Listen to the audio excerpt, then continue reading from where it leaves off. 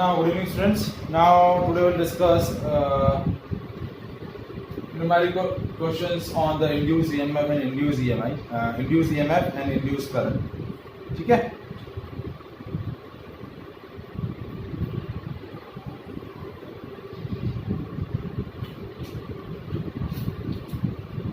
So, देखिए कल हमने Faraday laws of EMI and Lenz law के बारे में डिस्कस किया था, तो उसी से रिलेटेड न्यूमेरिकल्स हम डिस्कस कर रहे हैं.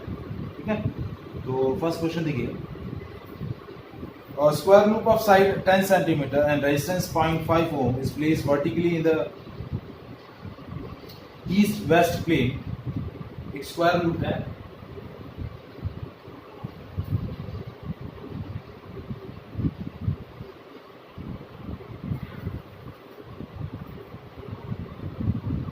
और स्क्वायर लूप की साइड कितनी दे रखी है? 10 सेंटीमीटर. ठीक है, and its resistance is 0.5 ohm. Its area is 10 into 10 यानी 100 centimeter square यानी 10 to the power minus 2 meter square. ठीक है. Now this placed vertically in the east-west plane. ठीक है, east-west plane के अंदर placed vertically in a east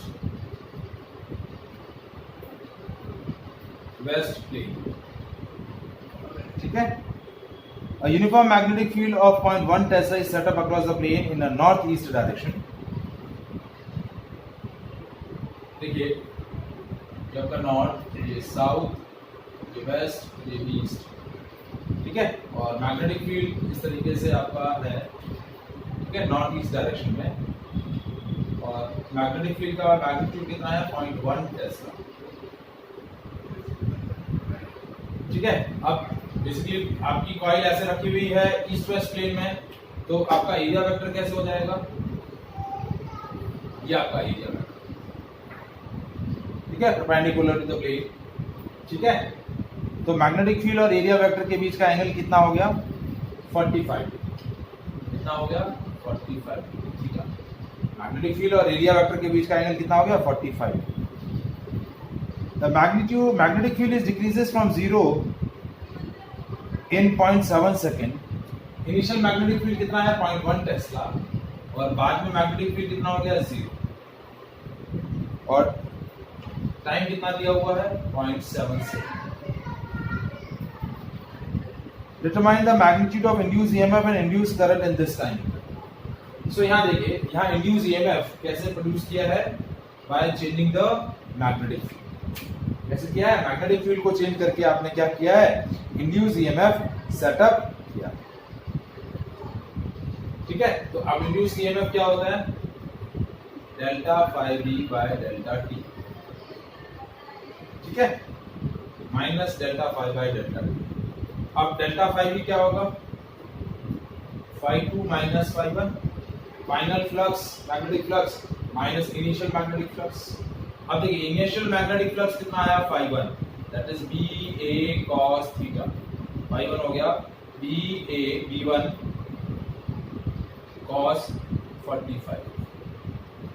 B one की value है 0.1 इंटू एरिया है 10 to the power minus 2 into 1 by root. ठीक है, तो ये हो गया 1 by root 2 into 10 to the power minus 3 weber. Phi two की वैल्यू हो जाएगी 0. क्यों? क्योंकि मैग्नेटिक फील्ड ही 0 हो गया. क्या हो गया है? मैग्नेटिक फील्ड ही 0 है, तो फाइनल मैग्नेटिक फ्लक्स क्या हो जाएगा? 0. तो अब ये हो गया डेल्टा फाई भी कितना हो गया? 0 minus 1 by root 2 into 10 to the power minus 3 हो गया minus 1 by root 2 10 to the power minus 3 weber. अब यहाँ हमने प्लेस किया E की वैल्यू, तो E की वैल्यू कितनी आई? देखिए, induced EMF minus 1 by root 2 into 10 to the power minus 3 by delta t कितना है? 0.7. ठीक है, तो ये हो गया प्लस 1 by root 2 होता 0.707 into 10 to the power minus 3 upon 0.70. E की वैल्यू हो गई 1 into 10 to the power minus 3 volt यानी 1 millivolt. Induce current induce current कितना होगा? इंड्यूस करंट हो जाएगा E by R, that is 1 into 10 to the power minus 3 divided by R. R है 0.5, तो 2 into 10 to the power minus 3 कितना हो जाएगा? 2 into 10 to the power minus 3, ये आपका क्या हो जाएगा? इंड्यूस। Is it clear? चलिए नेक्स्ट क्वेश्चन।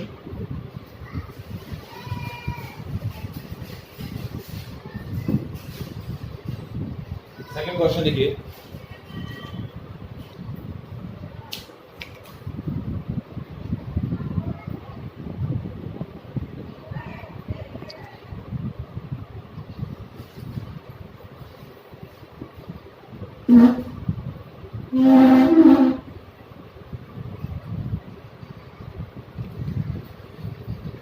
सेकंड क्वेश्चन क्या है?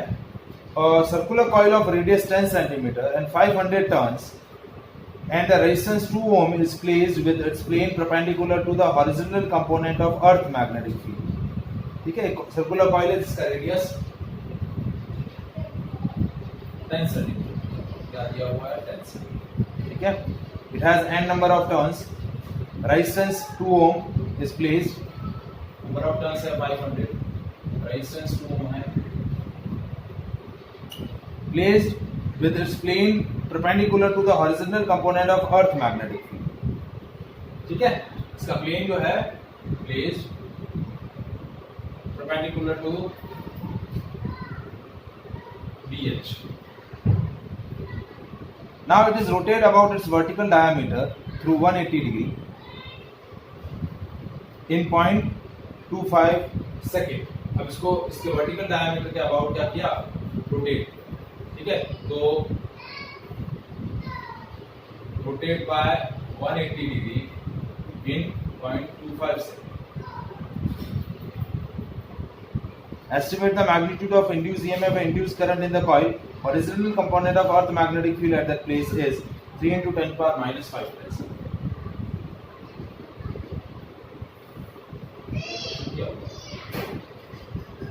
तो देखिए, अब आपको पहले चेक क्या करना है? आपने कॉइल को रोटेट किया, क्या किया है? कॉइल को रोटेट किया, तो initial magnetic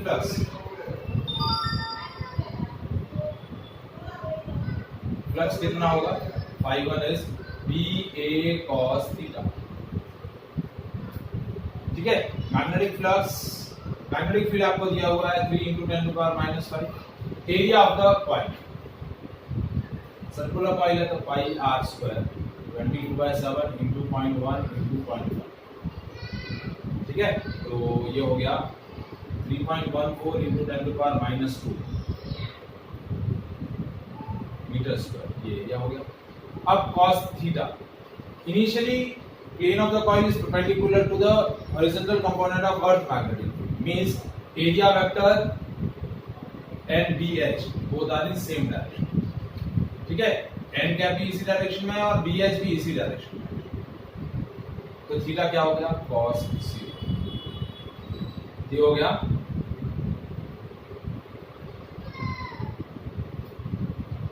9.42 into 10 to the power minus 7। अब phi2 कितना हुआ? कॉइल को वर्टिकल डायमीटर के अबाउट घुमाया है, तो BA cos, ये थीटा 1 था, cos थीटा 2, ये हो गया 3 into 10 to the power minus 5 into 3.14 into 10 to the power minus 2 into cos 180, ये हो गया minus 9.42 into 10 to the power minus 7। ठीक है, ये आपका आ गया phi2। अब इंड्यूस ये मैंने बताया minus n delta phi by delta t। ठीक है, क्या होता है? Minus n delta phi by delta t, तो ये हो गया minus 500 delta phi, phi2 minus phi1, ये phi2 है, phi2 हो गया minus 9.42 into 10 to the power minus 7 minus 9.42 into 10 to the power minus 7।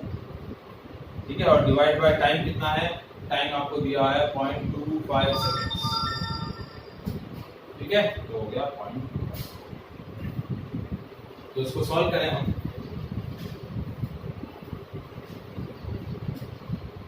तो ये हो गया प्लस देखिए ये माइनस और ये minus plus 500 divide by 0.25 into 2 into 9.42 into 10⁻⁻7।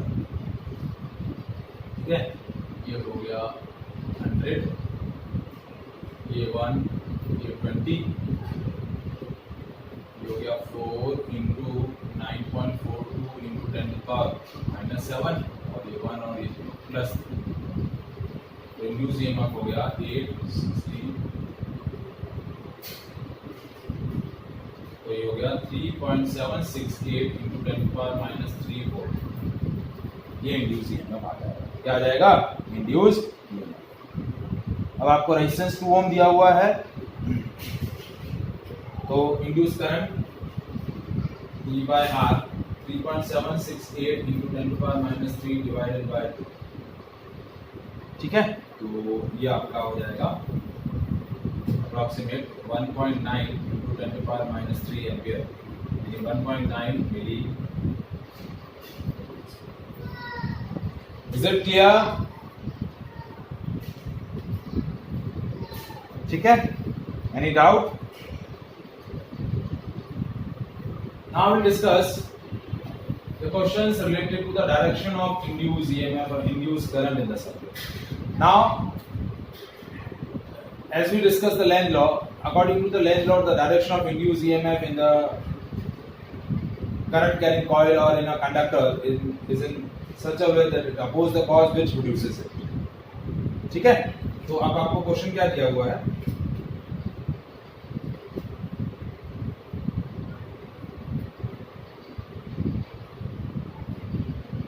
A figure shows the planar loops of different shapes moving out or in into the region of magnetic field, which is directed normal to the plane of the loop and away from the reader. Determine the direction of induced current in the each loop using the Lenz law. ठीक है, आपको क्या बोला है? Different shape के planar loop है, which are placed in external magnetic field. And magnetic field is perpendicular to the plane inward.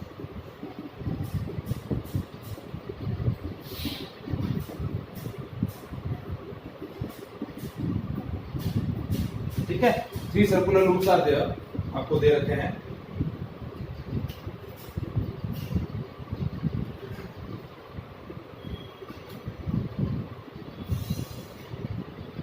ये पहला which is move inward, ये सेकंड है which is move outward, और ये एक आपका थर्ड है which is move outward। ठीक है, लूप की लेवल कैसे किया हुआ है? ये A, ये B, ये C, ये D। ठीक है, ये है A, B और A, C। इसी तरीके से A, B, C, इन तीनों प्लेनर लूप्स के अंदर इंड्यूस ईएमएफ की डायरेक्शन आपको कैलकुलेट करना है। सो हमने लेंज लॉ में क्या बोला है कि direction of induce EMF in the current carrying conductor in such a way that it oppose the cause which produces it. और प्रोड्यूस होने का रीजन क्या होता है? Either increase in a magnetic flux or either decrease in a magnetic. जब भी changing magnetic flux होगा वो इंड्यूस ईएमएफ या इंड्यूस करंट सेटअप करेगा। हम पहले लूप की बात करें, so that loop is move inward in the magnetic field. So the magnetic field or magnetic flux associated with this loop increases. Magnetic field increase होगा क्योंकि loop magnetic field के अंदर एंटर कर रहा है, तो magnetic field increase होगा, और increasing magnetic field is in the direction of perpendicular to the plane inward। मतलब आपका magnetic field किस डायरेक्शन में इंक्रीज हो रहा है? perpendicular to the plane inward। So induced current क्या करेगा?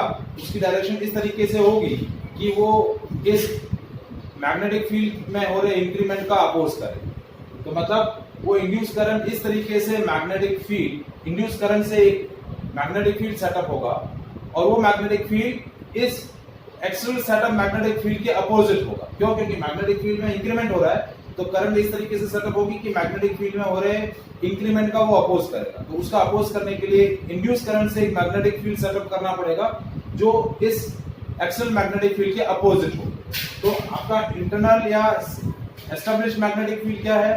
Perpendicular to the plane inward. तो अब इंड्यूस करंट से मैग्नेटिक फील्ड कैसा सेटअप होगा? Perpendicular to the plane outward, तभी वो इसका अपोज कर पाएगा सेटअप मैग्नेटिक फील्ड का। तो perpendicular to the plane inward magnetic field है, और मैग्नेटिक फील्ड कैसे सेटअप करना है? Perpendicular to the plane outward.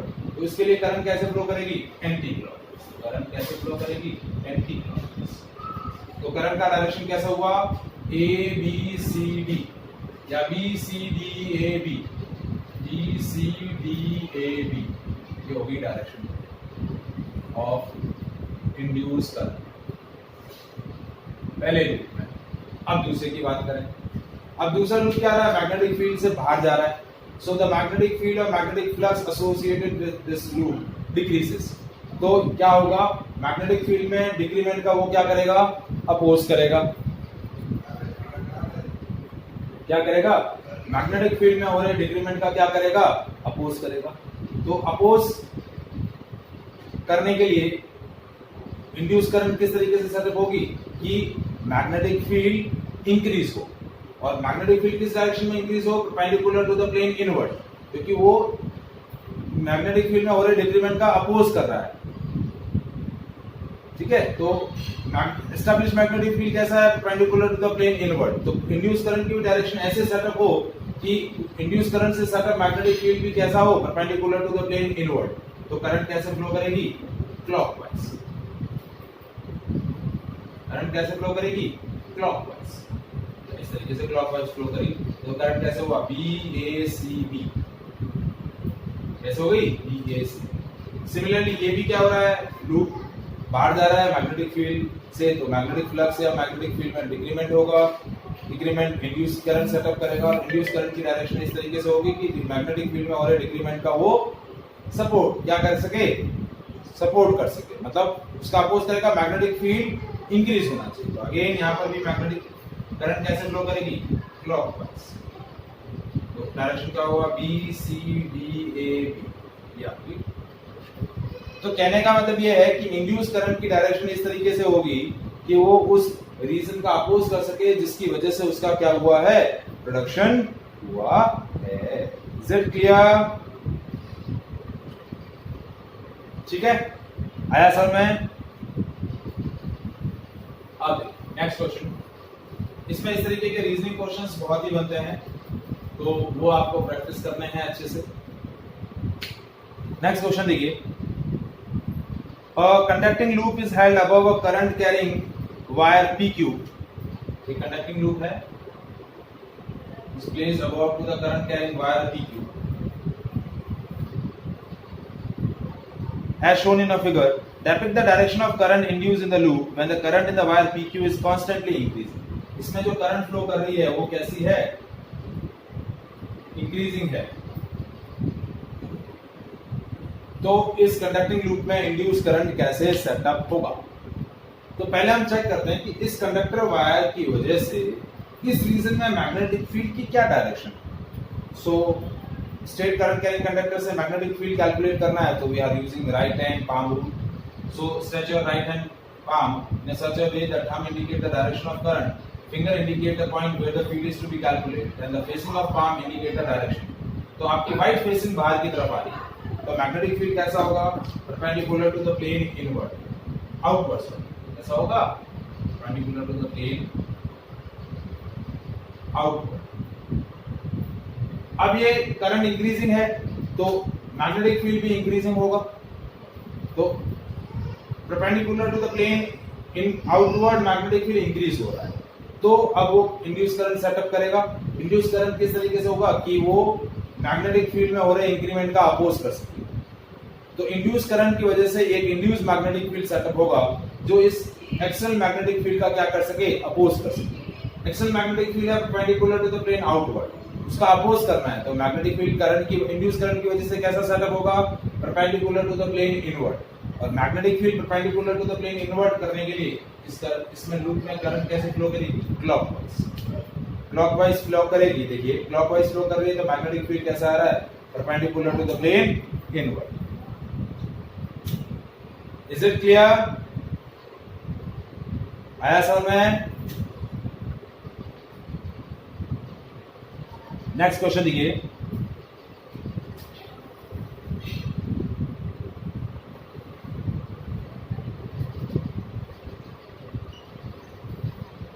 a bar magnet is moved in the direction indicated by the arrow between the two coils PQ and CD.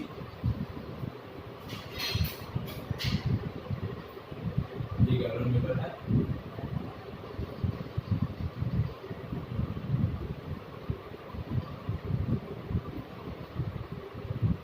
PQ और ये C, और एक bar magnet आपने रखा है N और S, और बार मैग्नेट किस तरीके से मूव करना है, ठीक है। So predict the direction of induced EMF in each coil. तो क्या हो रहा है, मैग्नेट CD की तरफ जा रहा है, CD की तरफ मूव कर रहा है, PQ से अवे जा रहा है, ठीक है। तो north pole of magnet is move away from the coil PQ and south pole of magnet is move towards the coil CD। तो मूवमेंट का अपोज होगा, तो क्या होगा, कॉइल का ये फेस कैसे बिहेव करेगा, साउथ, और ये नॉर्थ। क्यों? क्योंकि ये नॉर्थ जा रहा है, नॉर्थ के उस तरफ जाने का अपोज करेगा, तो अपोज करने के लिए कॉइल का ये फेस क्या बन जाएगा, साउथ। क्या बन जाएगा, साउथ, क्योंकि नॉर्थ साउथ को अट्रैक्ट करेगा, साउथ जो है नॉर्थ को अट्रैक्ट करेगा, तो कॉइल ये फेस साउथ बनेगा, ये नॉर्थ। साउथ बनने के लिए करंट कैसे फ्लो करेगी, क्लॉकवाइज। इसमें करंट कैसे फ्लो करेगी, क्लॉकवाइज। क्यू में कैसे फ्लो करेगी, क्लॉकवाइज। अब CD कॉइल के लिए बात करें तो मैग्नेट का साउथ पोल जो है CD कॉइल की तरफ जा रहा है, तो उसके तरफ जाने का वो अपोज करेगा, तो अपोज करने के लिए कॉइल का ये फेस क्या बन जाएगा, अगेन साउथ, क्योंकि साउथ और साउथ रिपेल करेंगे, तो अपोज करना, तो उस फेस पे साउथ बनाना है और इधर क्या बनाना है, नॉर्थ बनाना है। तो अगेन यहाँ साउथ बनाना है, यहाँ नॉर्थ बनाना है, तो करंट कैसे फ्लो करेगी, अगेन क्लॉकवाइज। कैसे फ्लो करेगी, क्लॉकवाइज। तो यहाँ P से Q, करंट की डायरेक्शन P से Q की तरफ होगी, यहाँ करंट होगी C से D की तरफ। कैसे होगी, C से D। Is it clear?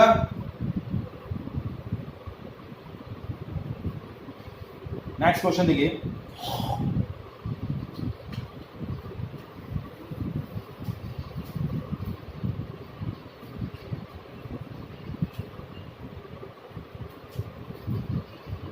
Question number 6। Magnet है दो, ये साउथ ये नॉर्थ, और इस तरफ है ये साउथ ये नॉर्थ, और एक आपने कैपेसिटर लगा रखा है,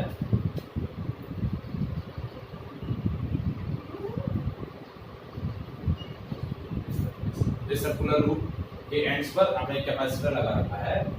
ये मैग्नेट इस तरफ जा रहा है, ये मैग्नेट इस तरफ जा रहा है, ठीक है। तो आपको बताना है कि कैपेसिटर की जो दोनों प्लेट्स है A और B, इनकी पोलैरिटी क्या होगी, इनकी पोलैरिटी क्या है। देखिए सर्कुलर लूप कैसे रखा हुआ है, आप चाहें तो सर्कुलर लूप को ऐसे रख सकते हैं, ये सर्कुलर लूप ऐसे रखा हुआ है, ऐसे, ठीक है। मतलब एक तरीके से मैं आपको दिखाना चाहूं तो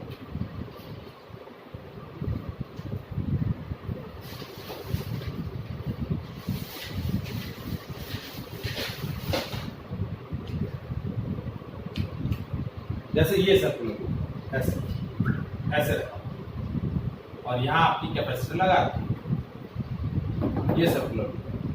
तो क्या हो रहा है, देखो इस मैग्नेट का नॉर्थ पोल इस तरफ आ रहा है, ठीक है। तो नॉर्थ पोल के इस तरफ आने का अपोज करेगा, तो अपोज करने के लिए क्या होगा, ये फेसिंग कैसी बन जाएगी, नॉर्थ। क्या बन जाएगी, नॉर्थ। तभी क्या करेगा, नॉर्थ का रिपल्शन करेगा। इस तरफ साउथ आ रहा है, तो ये फेस क्या बन जाएगा, साउथ। ये बन गया नॉर्थ, ये बन गया साउथ। तो ये नॉर्थ के इस तरफ आने का अपोज करेगा, ये साउथ के इस तरफ आने का, साउथ पोल के कॉइल की तरफ आने का क्या करेगा, अपोज करेगा। तो करंट कैसे फ्लो कर रही है, इस तरफ तो आपकी करंट कैसे फ्लो कर रही है, इस तरफ से देखेंगे तो क्लॉकवाइज, इस तरफ से देखेंगे तो एंटी क्लॉकवाइज। इस तरफ से एंटी क्लॉकवाइज, सामने की तरफ से ये एंटी क्लॉकवाइज है, उस तरफ से देखेंगे तो करंट कैसे फ्लो करेगी, क्लॉकवाइज। तो करंट ऐसे फ्लो कर रही है, तो बैटरी का सॉरी कैपेसिटर का ये प्लेट पॉजिटिव हो जाएगा, तो ए प्लेट हो जाएगी पॉजिटिव चार्ज हो जाएगी, और बी प्लेट क्या हो जाएगी, नेगेटिव चार्ज। क्या हो जाएगी, B plate negative charge. Is it clear, आया समझ में? तो तो इस तरीके के रीजनिंग क्वेश्चंस जो हैं वो जनरली पूछे जाते हैं एग्जाम के अंदर, ठीक है। देखिए मैं और भी क्वेश्चंस इससे रिलेटेड जो है वो देख लेता हूं।